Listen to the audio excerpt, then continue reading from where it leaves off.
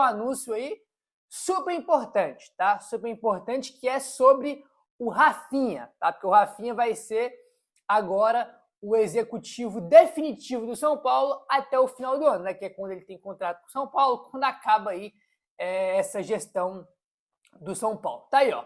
Rafinha é o novo executivo de futebol do São Paulo. O ex-lateral direito Rafinha foi oficializado no cargo nesta quinta-feira em um anúncio oficial divulgado pelo São Paulo. O São Paulo fez um post no site oficial, no Twitter, no Instagram, em todas as redes. O São Paulo fez um post lá anunciando que ele vai ser o executivo aí de futebol, né? De maneira oficial aí que o São Paulo divulgou. E nesse anúncio oficial ele fala o seguinte, abre aspas: encaro essa nova função como mais um desafio e me sinto muito preparado.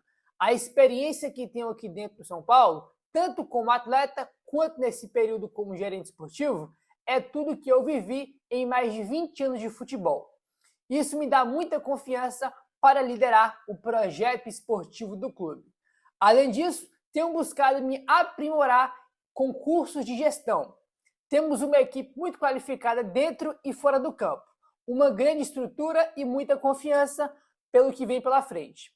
Nossa tarefa será sempre colocar o São Paulo no ponto mais alto junto com os nossos torcedores, que são os mais importantes desse clube gigante.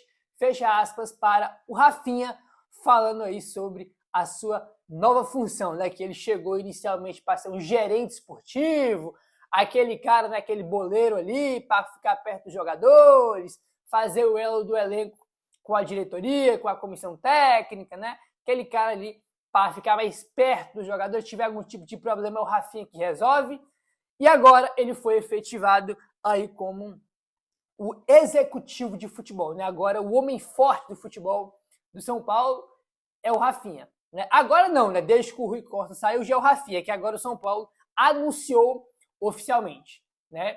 Então, tá aí. Assim, rapaziada, o Rafinha é um cara que ele nunca fez essa função, né? Isso é um ponto importante. Nunca fez essa função. Chegou inicialmente, como eu comentei, como gerente esportivo. Mas, cara, eu acho que essa função aí de executivo de futebol é o cara que manda no futebol. Então, cara, eu sempre acho que para essa função tem que ter um cara com currículo, com experiência aí já na função. Eu nunca gosto aí de deixar um cara que não tem essa experiência, né, na carreira para ter uma importância e ter um cargo tão grande desse tamanho. A questão que fica é muito claro, né? Tá acabando já a gestão, daqui a pouco já estamos chegando no final do ano, e o Maciço foi lá e só tá o Rafinha aqui, já vamos deixar ele aqui mesmo então. Para mim, muito claro isso. Se, por exemplo, vamos dar um exemplo aqui, se a gestão aí do Maciço acabasse, sei lá, em 2027, por exemplo, só um exemplo, eu acho que ele iria para o mercado contratar alguém do cargo para a função. Mas como está acabando o ano, né? Acabando o ano, está mais focado em política também, né? Mas vamos pôr o Rafinha, vamos empurrar com a barriga até o final do ano. Para mim é muito claro que é isso que foi feito. Pelo menos na minha opinião, na minha visão, foi isso que foi feito aí, né? E essas contratações aí, ele que está fazendo, né? Essas últimas contratações aí, é ele que está fazendo, desde que o Rui Costa foi demitido aí do São Paulo. Então que ele consiga fazer um bom trabalho aí até o final do ano, que é até quando essas pessoas aí vão ficar no São Paulo, né? Maciço, Rafinha, que é quando acaba a gestão aí, até porque esse é o ano de eleição, né? Vamos ter aí uma nova diretoria a partir de 2027, beleza? Vamos avançando aqui agora. Nesses últimos dias comentamos com vocês sobre um jogador aí da seleção do Cabo Verde que foi oferecido ao São Paulo. O São Paulo até teve uma conversa inicial ali com o jogador e temos aqui mais detalhes sobre isso. Segundo o Alexander Vieira, o São Paulo desistiu da contratação de Pico Lopes por diferença financeira. O São Paulo descartou a contratação do zagueiro de 34 anos que disputou a última Copa do Mundo por Cabo Verde.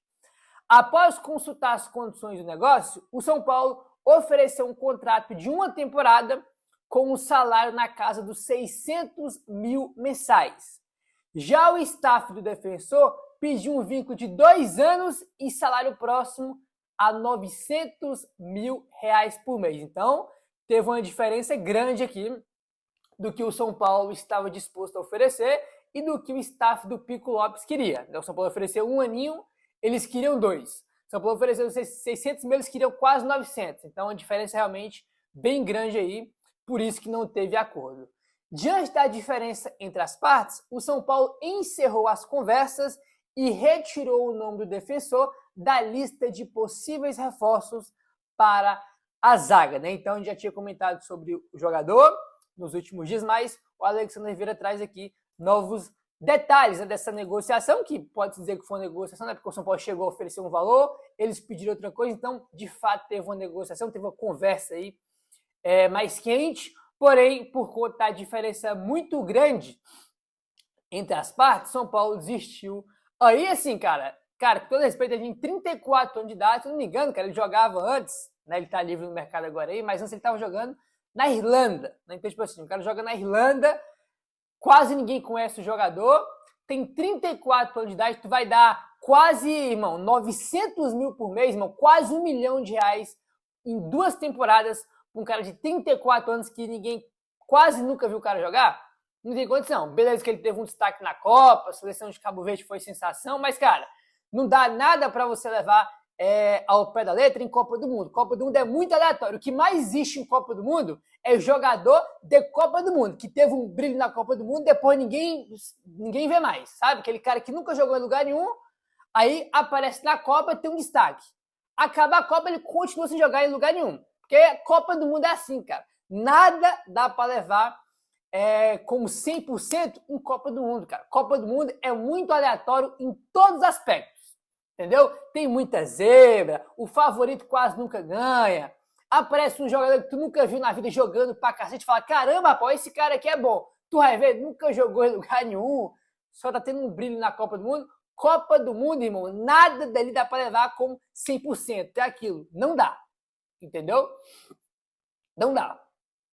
E fora, né, rapaz, que o Pico Lopes não é nenhum jovem que brilhou na Copa, não, cara, ele é um jogador de 34 anos. Né? Então, assim, acho que o melhor realmente era não fazer esse negócio aí, né? 900 mil por 2 anos, para um cara que tem 34 anos, seria um negócio bem ruim aí, na minha visão, pelo menos. Né? Acho que seria um negócio bem ruim aí para o São Paulo. Bom, rapaziada, seguindo aqui, para a gente mudar de assunto, tivemos aí uma mudança, tá? Aí no contrato do Newton, que até agora não foi anunciado de forma oficial, é verdade, mas já fechou o acordo, ele assinou o contrato ontem, se não me engano, que a gente comentou com vocês aqui, né? Então, já é jogador do São Paulo porque ele já assinou o contrato.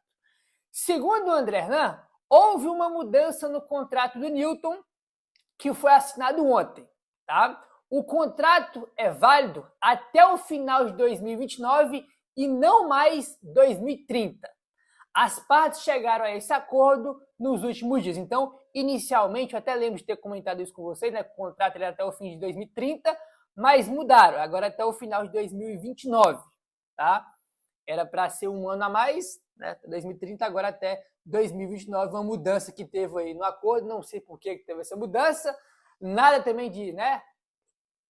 Muito diferente, né? Porque o contrato dele, sendo 29 ou sendo 30, é um contrato bem longo, porque a gente está na metade de 26, então um contrato realmente longo aí, né? Sendo 2029 ou sendo 2030, mas teve essa mudança aí no contrato do volante Newton, que deve ser anunciado no São Paulo aí já nos próximos dias. Beleza, rapaziada? Vamos avançando aqui agora e seguindo o tema de mercado, que é o assunto aí do momento do São Paulo nos últimos dias. Vamos embora, porque tem mais gente chegando.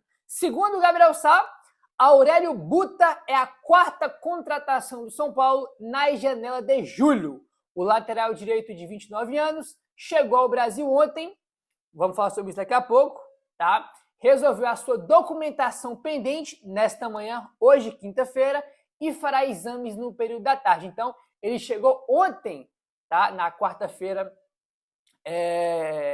em São Paulo, já resolveu a documentação hoje de manhã e vai fazer o exame agora à tarde. Estou gravando esse vídeo aqui 5 e pouco da tarde, já deve ter até feito esses exames aí no CT da Barra Funda.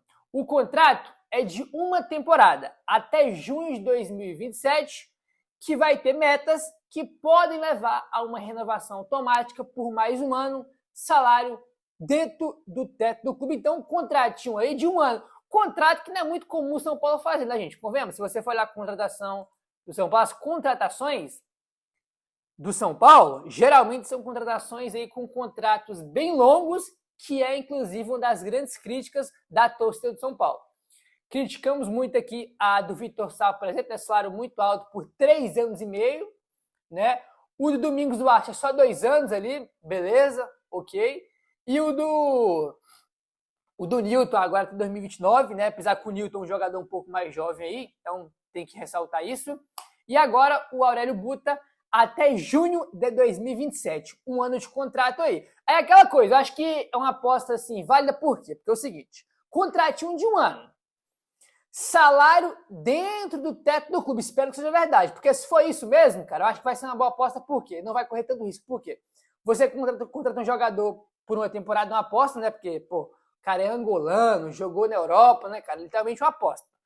Então o cara vai chegar aqui, se ele não jogar bem, o contrato é só um ano, com um salário dentro do teto do clube, espero eu. Então, chegou, não jogou bem, um aninho vai embora, acabou. Se jogar bem, provavelmente vai bater as metas que tem no contrato, aí automaticamente renova por mais um ano. Só que se ele renovar por mais um ano através das metas, imaginamos que ele foi bem, que ele conseguiu jogar bem, conseguiu ter desempenho, né? Então, acho que o modelo de negócio aí, né, o tempo de contrato, acho que é bem legal, porque, como eu falei, se der errado, cara, é só um aninho, ano que vem ele vai embora, né? Então, achei que o modelo do contrato foi muito bom, gostei, tá? Isso aí realmente eu gostei, tá bom? Ele vai ser anunciado já nos próximos dias, assim como o Newton e o Domingos Duarte, né? Porque ele é o quarto reforço, só que só um foi anunciado, que é o Vitor Sá. Falta anunciar o Newton, o Domingos Duarte e o próprio Aurélio Buta. Então, o Aurélio Buta é o quarto reforço do São Paulo e vai ter esses 3 reforços sendo anunciados aí em breve. Newton, Domingos Duarte e agora o Aurélio Buta, a quarta contratação do São Paulo da janela do meio do ano, que ele consiga ter muito sucesso no São Paulo, que jogue bem, é o que a gente deseja, tá bom? E o que acontece? Ele chegou em São Paulo, ele desembarcou em São Paulo ontem, por volta das 11 da noite, quase meia-noite foi o horário que o Aurélio Buta desembarcou em São Paulo, até surpreendente, né? Porque não tinha saído nem informação que já tinha acertado a contratação e o cara já chegou, então foi tudo muito rápido. Em entrevista ao Arquibancada Tricolor no aeroporto ontem, o Buta falou o seguinte, abre aspas, chego ao clube com grandes expectativas, muito grato e com muita expectativa. Queria agradecer aos torcedores pelo carinho que tenho recebido, fecha aspas aí para o Aurélio Buta, né? Falando aí já com reforço de São Paulo, poucas palavras, mas as primeiras palavras aí de Aurélio Buta como jogador do São Paulo, tá, rapaziada? Então é isso, toda sorte do mundo para ele, consiga jogar muito bem, né, cara? Que ele consiga ter uma grande passagem pelo São Paulo, que jogue bem, que tenha aí uma excelente passagem pelo Tricolor Paulista. Vale lembrar que ele é um jogador que joga em várias funções, então, tipo assim, não dá pra gente cravar, por exemplo, aonde ele vai jogar, né? Por quê? Porque primeiro que ele é um lateral direito de origem. Lateral tem um monte no São Paulo. Tem o Lucas Ramon, o Maico, o Moreira, o Igor Felisberto, jogadores que vêm ganhando espaço aí com o Dorival nos últimos jogos, antes da parada para a Copa. O Aurélio Buta pode jogar também de ponta, tá? Pode jogar também de ponta. Já jogou de lateral esquerdo. Então, o Dorival talvez nem utilize ele como um lateral. Pode usar ele mais avançado. Então, vamos ver como é que vai ser aí a utilização do jogador nas mãos de Dorival Júnior. Vale lembrar que foi um jogador que o Dorival aí aprovou, né? O Dorival gostou do nome do São Paulo, acertou aí a sua contratação, né? Então, é isso. Agora é só aguardar o anúncio oficial. Beleza, rapaziada?